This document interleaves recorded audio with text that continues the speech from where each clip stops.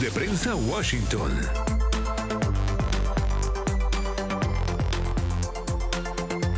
¿Cómo están? Muy buenas tardes y bienvenidos a una nueva edición de Club de Prensa desde Washington, D.C. Sin duda alguna, en una semana que ha estado totalmente marcada por las primeras 72 horas que se cumplieron hace poquito, a las 12:02 del día de hoy, 72 horas de Donald Trump en el poder.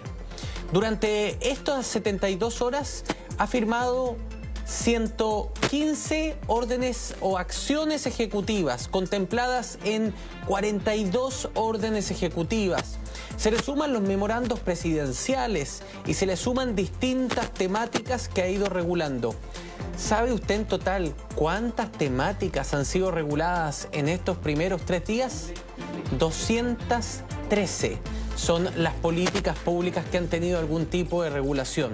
78 de ellas han sido para derogar políticas públicas impulsadas por Joe Biden y que en su momento fueron para la Casa Blanca parte del legado del presidente de los Estados Unidos, quien dejó el poder el día lunes a las 12 del día en una ceremonia en el Congreso de los Estados Unidos que usted pudo ver en vivo y en directo por NTN 24.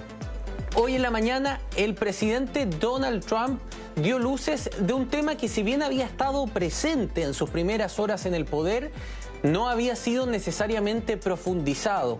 Nos referimos a su visión económica, a lo que se espera del proyecto económico de Donald Trump para los Estados Unidos. Habló básicamente en 3 ejes. El primero, temido por muchos países del mundo, los aranceles. La posibilidad de imponerle aranceles a distintos bienes y servicios del mundo que son fabricados en muchos de nuestros países y que ingresan a los Estados Unidos habiendo acá bienes sustitutos. Ahí, por ejemplo, y hay que hilar fino, no entran temas como algunos productos del agro que por un tema climático en Estados Unidos no se dan, es imposible competir. Ese tipo de bienes no debiesen tener problemas, sobre todo cuando hay tratados de libre comercio firmados como el caso de Perú, Colombia o Chile. El problema es con aquellos bienes o servicios que se manufacturan en nuestros países o se producen y que reemplazan la manufactura de los Estados Unidos. Ahí ha dicho Donald Trump que pretende imponer aranceles a esas importaciones. ¿Qué es lo que ofrece a cambio? Le dice a los empresarios: vengan a Estados Unidos, que si ustedes producen acá en los Estados Unidos, yo les propongo que los impuestos que van a pagar van a ser de los más bajos del mundo. Y ahí es donde se cruzan estas dos agendas que ha dicho Donald Trump. Impuestos bajos, sobre todo para emprendedores y los tramos más altos de tributación en los Estados Unidos, pero aranceles altos para aquel que decide traer productos del extranjero y no fabricarlos en territorio nacional. Ese es el primer eje. El segundo eje que ha presentado Donald Trump durante Davos esta mañana tiene relación con cómo Estados Unidos pretende bajar la inflación, que ya está baja si uno compara con el inicio del gobierno de Joe Biden. Algunos analistas le han dicho a NTN que el hecho de las deportaciones masivas podría encarecer la mano de obra y que por tanto podrían subir los precios de los productos porque hay que reemplazar esa mano de obra por personas más calificadas para hacer trabajos menos calificados. Lo que Donald Trump ha dicho en Davos es lo contrario, que es el caos de la migración el que ha generado un encarecimiento de la sociedad norteamericana. Y dice que combatiendo ese caos migratorio va a bajar la inflación. De estos y muchos temas más vamos a hablar esta mañana porque ya está en contacto con nosotros Cristóbal Vázquez, periodista. Muchas gracias por estar con nosotros, Cristóbal. Te saludo a la distancia. Debo partir cobrándote sentimientos porque te esperaba aquí en el estudio, querido amigo. Sí, un límite. Bueno, por cuestión logística no pude estar allá, pero es un gusto estar nuevamente en el programa con ustedes. Cristóbal, quiero hacerte una pregunta, un juego. Si tú tuvieses que definir en una frase lo que ha ocurrido con Donald Trump en las primeras 72 horas, ¿cómo lo titularías?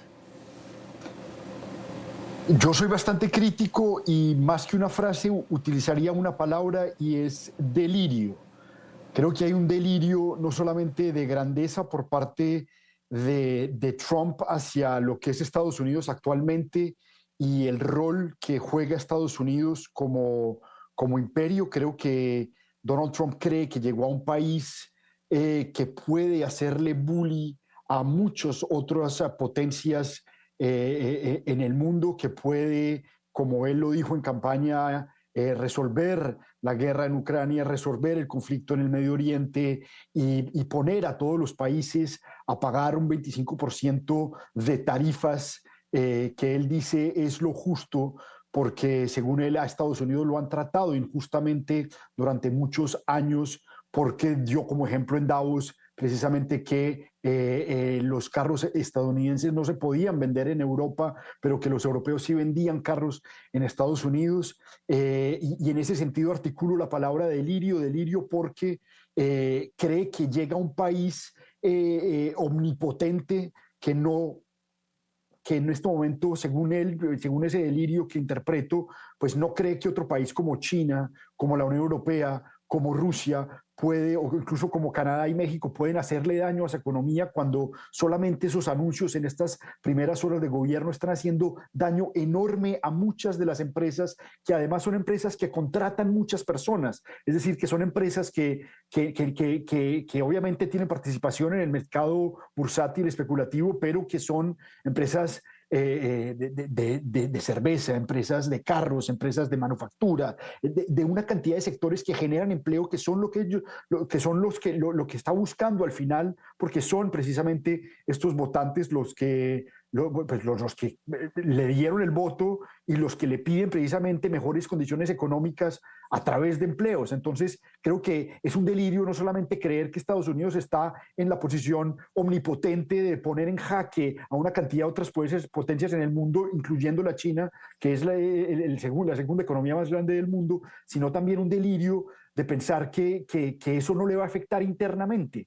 Y entonces así resumiría yo ese juego de palabras que me pides de alguna forma, porque es delirante creer que este juego un poco de bully, las otras potencias se lo van a creer. China no se lo cree, ya lo está diciendo también en Davos, diciéndole al resto de países, pues si Estados Unidos sube aranceles, no se preocupen, yo bajo aranceles y yo creo en el orden internacional y yo creo en las alianzas con organismos multilaterales. Yo soy la alternativa al resto de países que se van a ver excluidos y que van a sufrir con esta orden de medidas que está amenazando Donald Trump, que aunque analistas digan lo hace para tener mejor posición a la hora de negociar, igual genera una cantidad de efectos bastante negativos en la economía interna y en todo el mundo. Hay que ver, yo escucho, por ejemplo, por la mañana un podcast de CBC, que es uno de los medios más importantes en Canadá,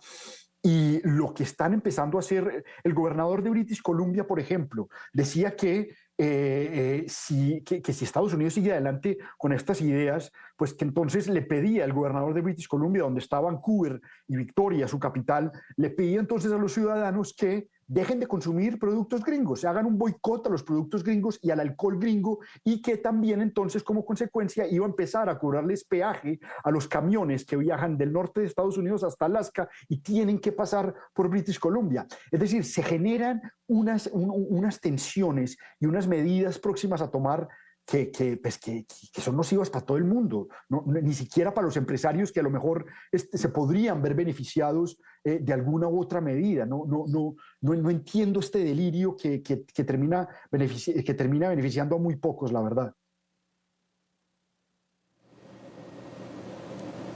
Ahora, Cristóbal, quiero hacer dos puntos. Primero, un comentario respecto a lo que tú hacías sobre estas dos visiones que colisionan, ¿no? Parece ciertamente paradójico que sea la China comunista, la dictadura china, la que le esté diciendo al mundo libre mercado, bajo aranceles, creo la competencia, Una competencia que en muchos casos es desleal, porque tenemos que constatar que hay violaciones sistemáticas a los derechos humanos, para qué hablar de derechos laborales, que son casi inexistentes, un trabajo que de acuerdo incluso a organizaciones internacionales no solo colinda, es más bien explotatoria con las personas, es decir, esa China está dando un discurso al mundo. Pero la democracia liberal de Estados Unidos, el país que prácticamente invirtió el libre mercado, aquí están las escuelas económicas que con más fuerza lo han empujado después de las escuelas austríacas a mitades del siglo XX, ese país le está diciendo al mundo, primero yo, segundo yo, tercero yo, y me voy a proteger para que esas sean mis prioridades. Ahora, más allá de esta paradoja que te estoy planteando, Cristóbal, te quiero hacer el contrapunto a lo que tú señalas. ¿Por qué eligió la gente a Donald Trump? ¿Cuáles son los temas principales por los que Donald Trump fue elegido? Podríamos decir por los costos de vida, por la crisis migratoria, sin duda alguna, por la campaña del terror respecto al crimen organizado, que es real el auge del crimen organizado en algunas ciudades de los Estados Unidos, no en todo el país. Si Trump le sigue hablando a ese electorado, primero, ¿le está hablando Trump a ese electorado? Segundo, si Trump le sigue hablando a ese electorado, ¿podría mantener una base de apoyo sólida? Sí, yo creo que le sigue hablando a ese electorado, a ese electorado porque, para responder a tu pregunta inicial de por qué lo eligieron, creo que detrás hay una necesidad del estadounidense envuelto en un sistema económico neoliberal del que parece no tener salida porque no sabe qué sigue después, ni sabe cuáles van a ser, cuáles son exactamente las consecuencias o cómo definir esa realidad en la que estoy en un libre mercado, pero tengo que trabajar 3 trabajos, pero no tengo salud, pero mis hijos no tienen educación, pero no tengo cómo pagar la renta, pero no me alcanza para pagar la salud tampoco. Entonces, como que se ven una cantidad de contradicciones de, ok, esto es libre mercado, pero yo no tengo cero libertad de poder pensar en un futuro, de poder tener mi casa asegurada, mi salud asegurada, mi educación asegurada. Esto es libre, pero ¿de qué forma y para quién? Entonces, como que en esas preguntas, en esas contradicciones que se plantea en Estados Unidos, no solamente el neoliberalismo, sino de alguna forma las consecuencias del neoliberalismo, que es una gran inequidad en países desarrollados y en países ricos, que vive Estados Unidos, una gran inequidad, una cantidad de gente pasando trabajo en situaciones de pobreza. Yo creo que esas preguntas y esa inestabilidad y ese malestar y esa rabia que siente el votante la pudo canalizar Donald Trump. No la canalizó la izquierda, no la canalizó el centro, la canaliza de alguna forma una derecha neofascista, como un fascismo soft, como una derecha arbitraria que representa a Donald Trump, y ahí él logra canalizar ese descontento, da ciertas respuestas, genera ciertos enemigos que son fáciles de identificar como el migrante, ¿no? Y entonces pues canaliza y logra poner en el mismo saco una cantidad de gente. A mí me llamaba la atención, y de pronto me extiendo en la respuesta, la cantidad de personas de diferentes países, de diferente estatus social, de diferentes regiones que vi durante los días de posesión acá en Washington de Donald Trump. Había gente de la China con chaquetas y abrigos que decían China, gente de Rusia, había gente árabe,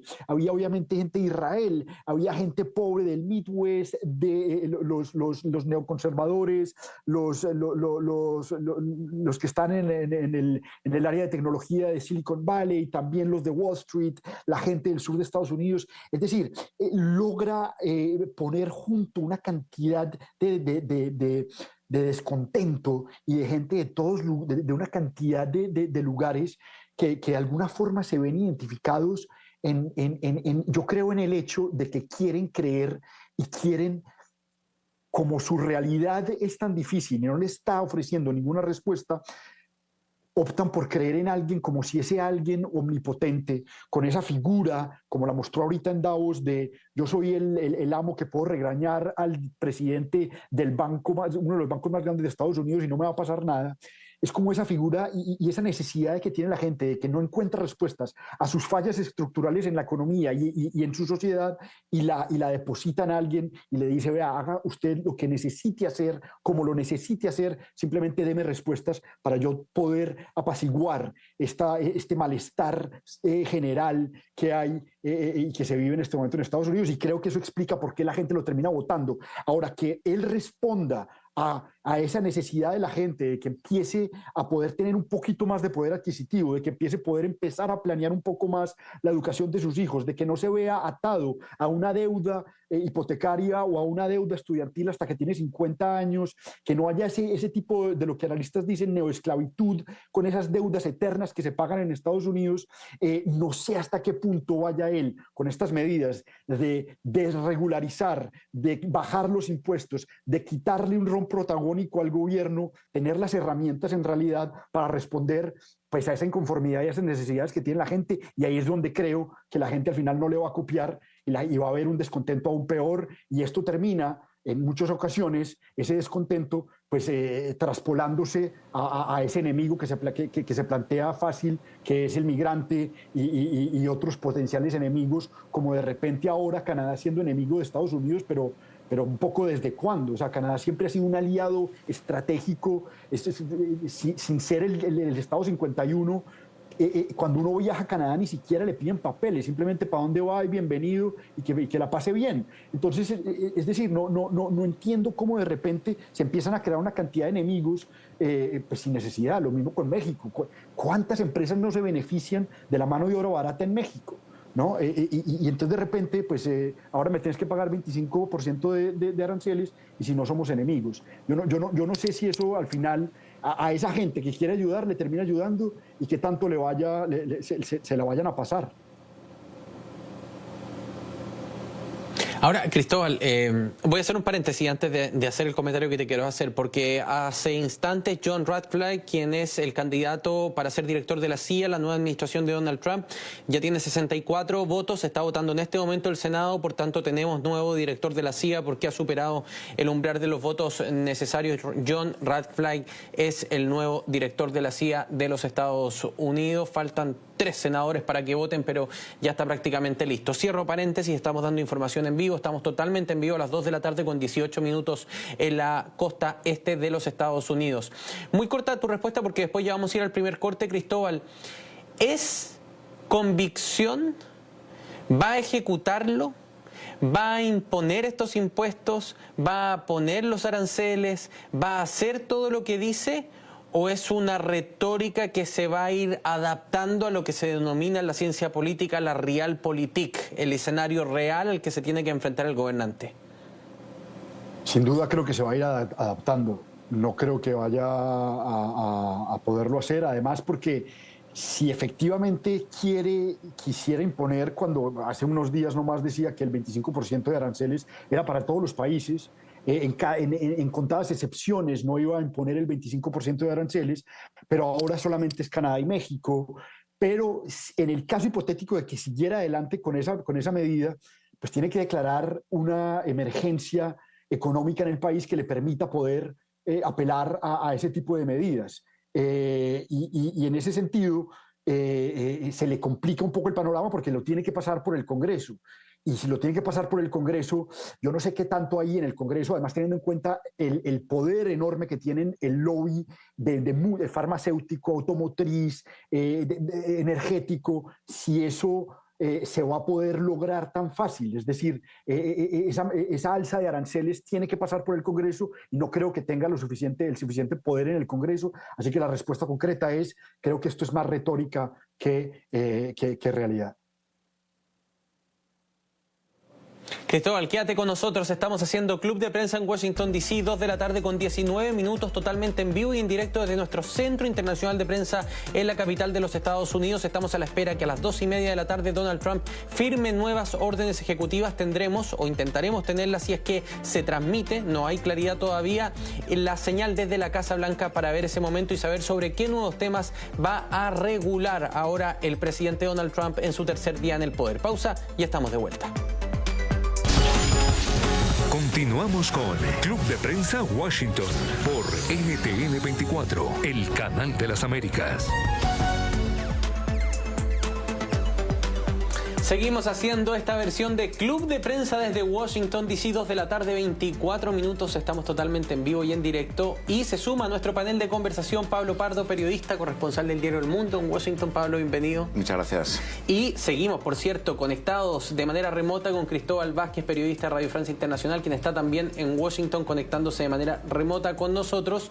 Conversábamos con Cristóbal, Pablo, las primeras 72 horas de Donald Trump, que se cumplieron hoy día a las 12:02 del día. Si tú tuvieras que poner un titular, Cristóbal eligió delirio. Una sola palabra, dijo, no necesito una frase, necesito una palabra. Si tú tuvieras que poner un titular, ¿qué responderías? Bueno, no lo sé.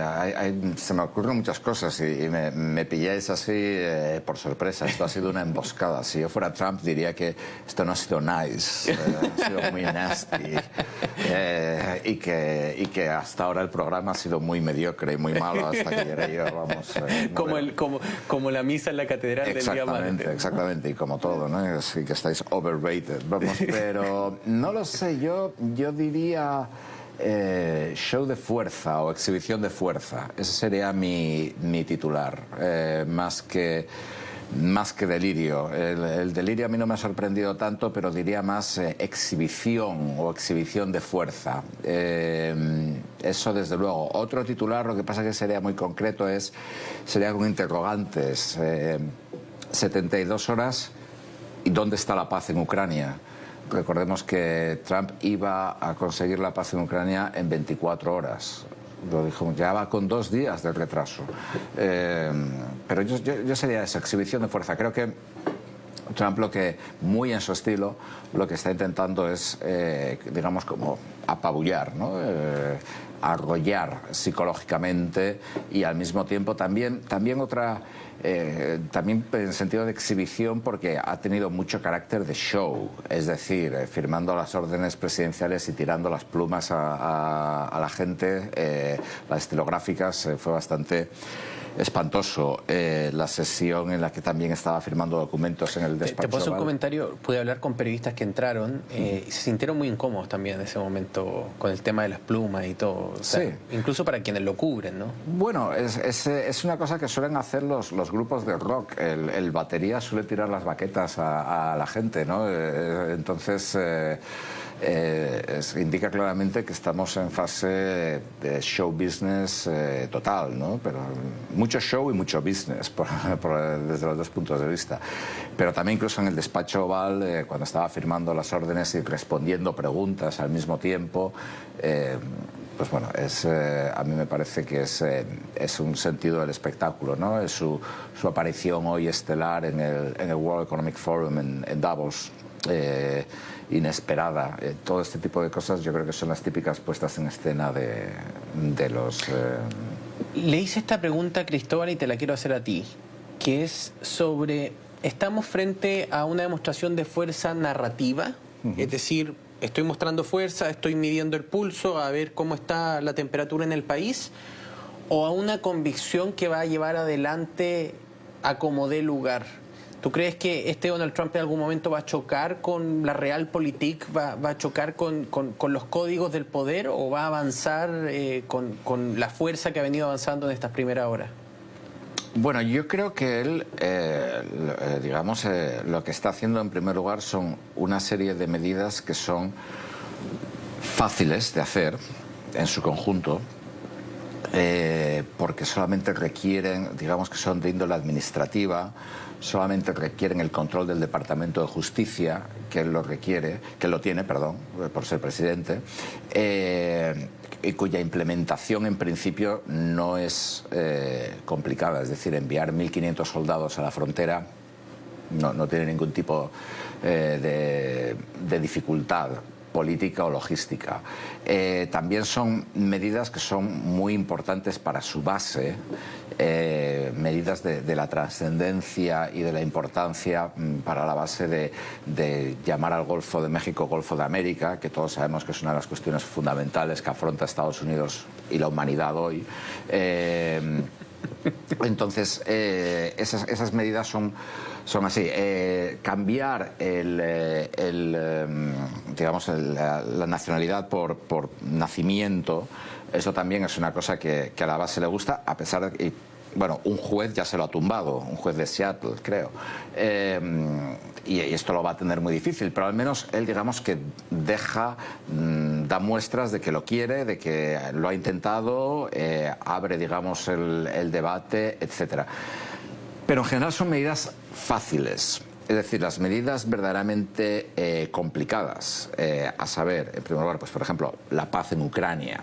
Es decir, ayer Trump colgó un mensaje en su red social, Truth, que era verdaderamente patético. ¿El de Putin? Sí, el de Putin. Yo se lo di a un amigo mío que es psiquiatra, para que lo interpretara, porque es que el mensaje, la primera mitad del mensaje, Trump está pidiendo perdón a Putin y a Rusia por lo que va a decir. Es que yo quiero mucho al pueblo ruso, no le quiero hacer daño, y me he llevado siempre muy bien con el presidente ruso Vladimir Putin, a pesar de y ahí sí que ataca a los estadounidenses, a pesar de la izquierda loca y su obsesión con la mentira de Rusia, Rusia, Rusia. Rusia nos ayudó en la Segunda Guerra Mundial a derrotar a los nazis y murieron millones de ciudadanos rusos. Es decir, esas son cosas que son literalmente sacadas de la propaganda rusa. Y luego dice que les va a poner aranceles si no llegan a la paz en Ucrania, lo cual es absurdo, porque Rusia no exporta a Estados Unidos. Rusia exportó el año pasado por valores de 2.900 millones de dólares, con lo cual a Rusia le da igual, ¿no? Pero digamos, las cuestiones serias, las cuestiones complicadas, no las está tocando, al menos por el momento. Esto no quiere decir que no las vaya a tocar, esto no quiere decir que a lo mejor ahora vaya a anunciar unos aranceles contra México, o contra Canadá, o contra Europa, o contra China. Es decir, esto no lo sabemos, ¿no? Pero digamos, las cuestiones verdaderamente complicadas, las cuestiones verdaderamente complejas, incluso la implementación, digamos, estamos esperando las redadas masivas, de las deportaciones masivas, etcétera, estas todavía no se han producido, ¿no? Entonces yo creo que son medidas muy apabullantes, con un sentido muy directo, pero que se refieren fundamentalmente a cuestiones de la administración sobre las que él tiene control. Por ejemplo, la desaparición del DEI, de todos los funcionarios de todas las unidades destinadas a fomentar la inclusión, diversidad e igualdad. Sí, esto le gusta a su base, su oposición lo detesta, pero no es algo que sea complicado de hacer si tú eres presidente.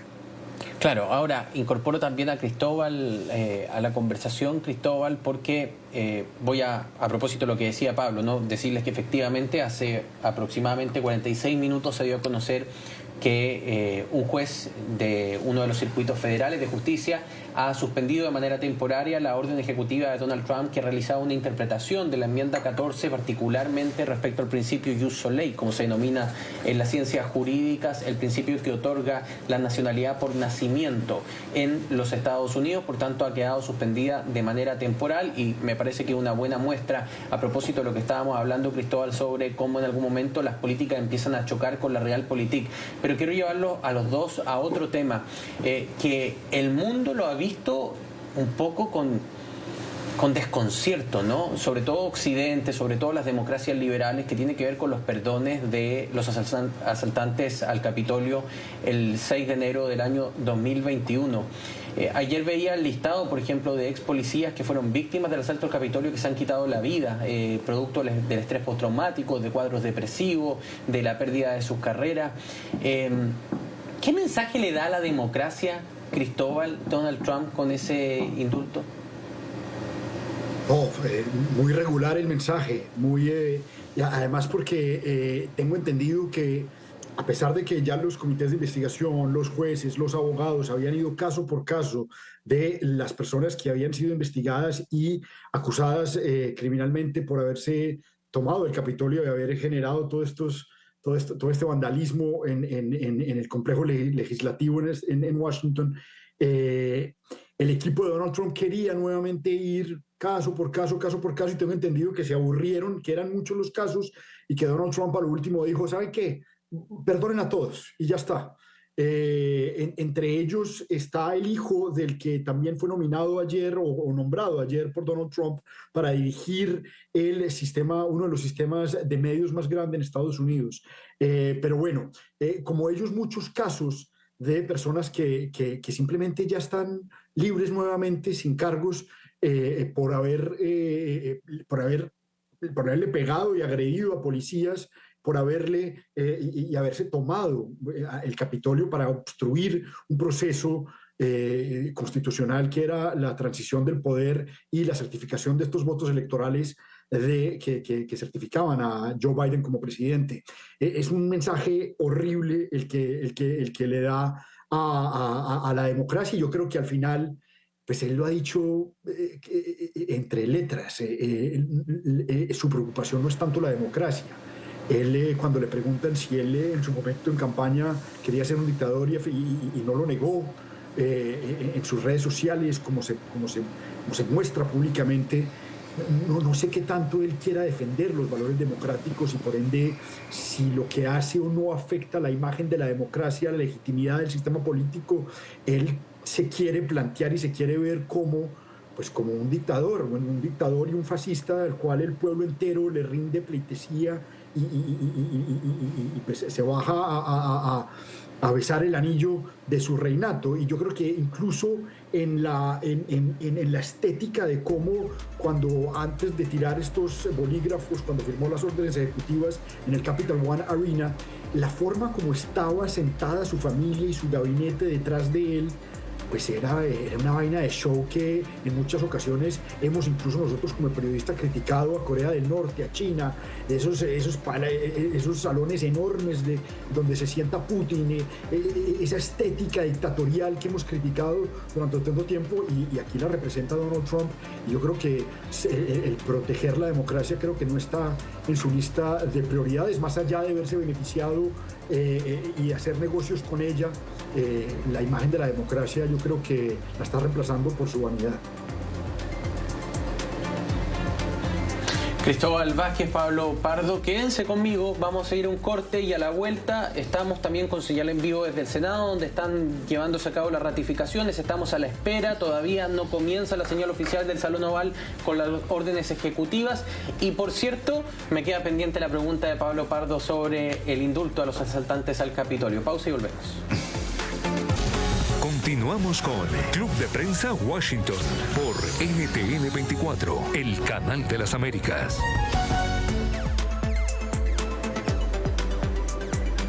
Seguimos haciendo Club de Prensa en Washington, D.C. Estamos junto a Pablo Pardo, Cristóbal Vázquez, colegas periodistas en Washington en esta conversación, mientras lo que usted ve en pantalla es el Senado de los Estados Unidos, donde hace instantes por 74 votos fue confirmado el candidato nominado a director de la CIA de Donald Trump, pero ahora Pete Hegseth, el nominado a el Pentágono, secretario de Defensa, va a enfrentar una votación en avance.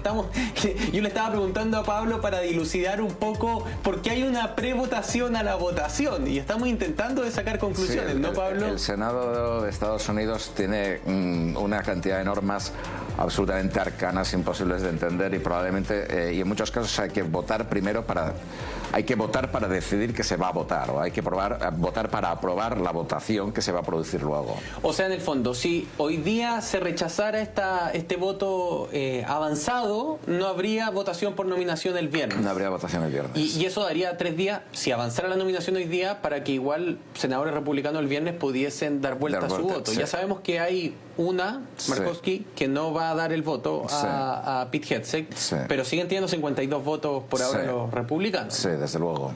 Joni Ernst, que es una senadora, creo que de Iowa, que había dicho que parecía renuente a votar, ha accedido a votar. Hay que tener en cuenta que hay quien dice que Donald Trump les ha dicho a los senadores que voten en contra, que el que vote en contra se ha comprado una primaria en las próximas internas del Partido Republicano, en la cual además su rival, o el rival del senador en cuestión, va a estar financiado por un tal Elon Musk. Digamos, una amenaza muy clara de que quiere que Hegseth salga adelante. Un hombre que tiene una pequeña cantidad de dinero, de 440 mil millones de dólares, básicamente, una maquinaria de dinero. Y ahí quiero hacer toda pregunta, Pablo. Sé que quedamos pendientes con lo del asalto al Capitolio y evidentemente quiero escuchar eso sobre ti, pero es imposible hablar de estas primeras 72 horas de Donald Trump sin hablar de Elon Musk y la presencia también de los empresarios tecnológicos en su entorno, que además son hoy en día los controladores de la plaza de opinión pública moderna. Ya no hay, la gente, los medios de comunicación tradicionales, ¿no es cierto?, están cuestionados, hay una crisis de confianza, pero donde la gente se reúne ya no en la plaza del poblado, es en la nube. Y ahí hay algoritmos, hay una serie de decisiones que se toman desde las direcciones ejecutivas de estas compañías, y esos son los mismos que ahora parecen muy pegados al poder. Y ahí lo conecto con lo que dijo Joe Biden en su discurso de despedida, ¿no? Dijo, ojo con esta suerte de oligarquía tecnocrática que podría llegar a Estados Unidos. ¿Cuál es tu tomada sobre estas primeras horas y la presencia de Elon Musk? Los bro-oligarcas, como los llaman, ¿no? Bro, que es como amigos entre hombres, y oligarcas. Bueno, no solamente Elon Musk, en la inauguración de Donald Trump tuvimos a Mark Zuckerberg, tuvimos a Jeff Bezos, también estuvo, aunque siempre es más discreto, Tim Cook de Apple. El único que no estuvo, es muy curioso, fue el fundador, dueño y máximo accionista de Nvidia, de la empresa de microchips, Jensen Huang, que estaba precisamente celebrando el Año Nuevo Chino en Taiwán y en China. Pero sí, es muy evidente, es decir, digamos que es una clara unión del poder económico y del poder político, sin precedentes en la manera tan absolutamente abierta y sin ningún tipo de disimulo o, si se quiere, pudor que se está llevando a cabo. Es decir, Elon Musk prácticamente compró la elección para Trump en Pensilvania. Y de todas formas, los 240 millones de dólares que Musk se gastó oficialmente, tal vez se gastará más, en Pensilvania, en toda la campaña electoral, equivalen para un ciudadano medio de Estados Unidos a $35. Es decir, no estamos hablando de dinero. Para ellos esto es completamente gratuito. Y sí, Meta, que es la empresa de Mark Zuckerberg, ha eliminado gran parte de la moderación de contenidos en Facebook y en Instagram. YouTube, que es de Alphabet, que es Google, también ha dado mucha más amplitud a los contenidos que se pueden colgar. Y, por ejemplo, en Instagram yo he visto, por ejemplo, que ya están proliferando contenidos racistas, contenidos homófobos, desde que esto se llevó a cabo. También es verdad que Donald Trump detesta a estas empresas, en especial a Meta y a Alphabet, porque ellos le echaron de sus redes sociales cuando se llevó a cabo sus seguidores llevaron a cabo el asalto del Capitolio o el intento de golpe de Estado. También lo hizo Twitter en la era pre-Elon Musk. Luego lo compró Elon Musk y metió a Trump dentro. Pero digamos que sí, efectivamente, Trump los odia por eso. También los odia pues porque quitaron a muchos de sus seguidores más violentos, y ahora quiere, digamos, venganza, precisamente para evitar esta venganza, que viene tanto por el lado de regulación antimonopolio de muchas de estas empresas, que en la práctica llevan a cabo prácticas monopolísticas y contrarias a la competencia, como cuestiones más complicadas de defensa de la libertad de expresión, pero que al menos les puede crear problemas. Es por lo que estas empresas, digamos, están hincando la rodilla delante de Trump y participando en este besamanos. Cristóbal, me quedan 30 segundos para esta respuesta y te pido disculpas por el poco tiempo, ya vamos a volver. Elon Musk y Donald Trump. Leía a unos analistas, dos grandes egos. La pregunta es, ¿caben esos egos en una administración durante 4 años? No, y además de Elon Musk me preocupa que con el pretexto de ganarle la guerra tecnológica y de inteligencia artificial a China, desregularice y le den una cantidad de ventajas que además ya tienen estas empresas para manipular y hacer lo que quieran con la información de los ciudadanos. Es decir, de lo que estaban criticando a China van a terminar haciendo lo mismo. Como decía Borges, pues hay que cuidarse de quién dice uno que es su enemigo, porque uno podría terminar pareciéndose a él. Y esos egos se empiezan a ver, por ejemplo, en peleas como la de Elon Musk con Sam Altman. Elon Musk en X, cuando Saltman anuncia esta gran fábrica de datos que se está empezando a construir en Texas, Elon Musk en su cuenta X sale a decir que Sam Altman no tiene el dinero suficiente, se arma una pelea de egos.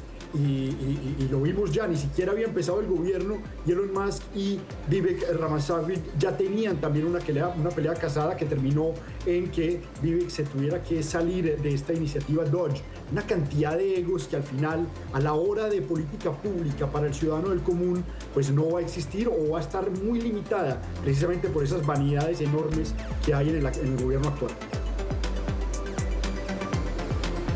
Vivek Ramaswamy, que a todo esto anunciaría en los próximos días su candidatura como gobernador de Ohio. Estamos con un ojo puesto en el Senado, con el otro en el Salón Oval. Señales en vivo, pausa y estamos de vuelta con más Club de Prensa.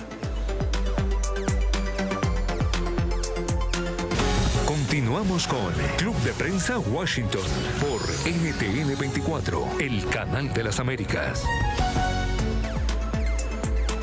Y llegamos al final de este Club de Prensa en Washington, D.C. Han estado junto a nosotros hoy día Pablo Pardo, corresponsal en Washington, D.C., el diario El Mundo. Pablo, muchas gracias. Y también Cristóbal Vázquez, corresponsal de Radio Francia Internacional en la capital de los Estados Unidos. A todos ustedes, muchísimas gracias por haber estado con nosotros. Nos reencontramos el lunes en este mismo horario para hacer más Club de Prensa en Washington, D.C.